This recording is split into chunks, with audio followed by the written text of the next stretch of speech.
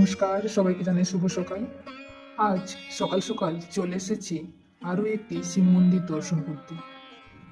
এটি ছত্তিশগড় রাজ্যের জগদলপুরের মধ্যে অবস্থিত দেউড়া শিব মন্দির, যেটি ঝাড়েশ্বর শিব মন্দির নামেও পরিচিত। এই শিব মন্দিরটি অতি প্রাচীন ও খুব জাগ্রত শুনেছি। তাহলে চলো আমার সাথে তোমরা মন্দিরটি দর্শন করে আসবে।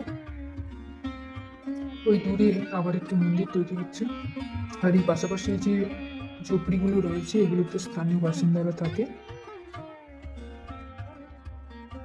এনারা হলেন স্থানীয় বাসিন্দা এখানকার।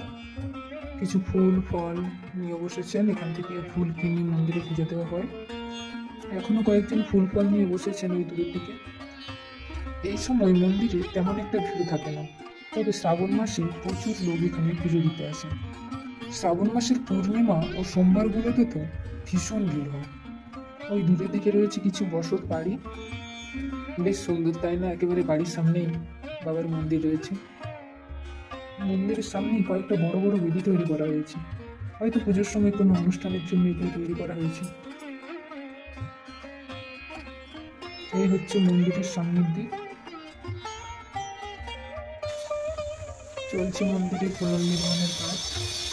এই নির্মাণের কাজ সম্পূর্ণ হয়ে গেলে মন্দিরটি এত সুন্দর লাগে।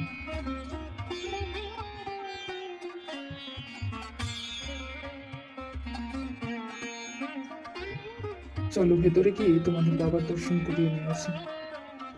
অন্যান্য দিনগুলিতে যেমন একেবারে সামনে থেকে বাবার পুজো দেওয়া যায়, তো ওই বিশেষ বিশেষ পুজোর দিনগুলিতে আমার ওই ভিতরে যাওয়া যায়নি। অতিরিক্ত ভিড়ের কারণে ভেতরের গেটটি বন্ধ করে দেওয়া হয়। গেটের বাইরে থেকে পীরমশাইয়ের হাতে ফুলগুলো দিয়ে দিতে হয়, তিনি বাবার মাথায় চুমিয়ে দেন। আমাদের পুজো দেওয়া হয়ে গেছে। পুজো দেওয়ার সময় তো ক্যামেরা করা সম্ভব নয়, তাই এই মুহূর্তটা তোমাদের সাথে শেয়ার করতে পারলাম না। তোমাদের বাবার দর্শন করিয়ে দিলাম।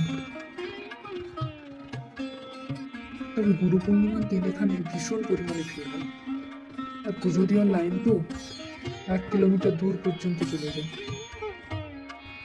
আর বাবার মন্দিরের সামনেই রয়েছে এই একটা ছোট্ট মন্দির, যেখানে রয়েছে শ্রী রামচন্দ্র, লক্ষ্মণ ও মাতা সীতার মূর্তি, ও সামনে এক গণেশজির মূর্তি।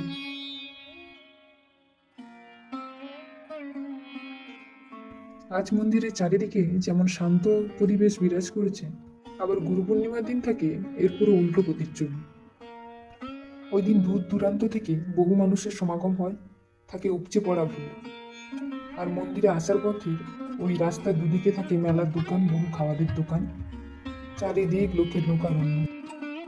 আর এই সেই রাস পূর্ণিমা বা গুরু পূর্ণিমা দিনের উপচে পড়া ভিড়। ওই দিন এতটা ভিড়ের মাঝে সম্পূর্ণ ভিডিও করা সম্ভব হয়নি, তাই কিছুটা মুহূর্ত তোমাদের সাথে শেয়ার করলাম। আর পাশে যে ওই লাইনটা দেখতে পাচ্ছ কত দূর পর্যন্ত চলে গিয়েছে, ওটা মন্দিরে পুজো দেওয়ার লাইন। কেউ দিয়েছে খাবারের দোকান, কেউ দিয়েছে পুজোর জন্য ফুল ফলের দোকান, এছাড়াও রয়েছে নানান রকমের মেলার দোকান। আর যেখানে চারিদিকে নিস্তব্ধতা, ওই দিন এখানে বহু মানুষের সমাগম। মন্দিরের ঠিক পেছনেই এই এক জায়গা, যেখানে গাছের লতা ডালপালাগুলো এমন হয়ে রয়েছে, এখানে বসে বেশ সুন্দর দোল খাওয়া যায় ও বেশ কিছুটা সময় কাটানো যায়।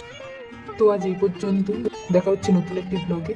ভিডিওটি তোমাদের কেমন লাগলো জানিও, ভালো লাগলে অবশ্যই একটি like, comment, share and subscribe করে দিও। তোমরা ভালো থেকো, নমস্কার।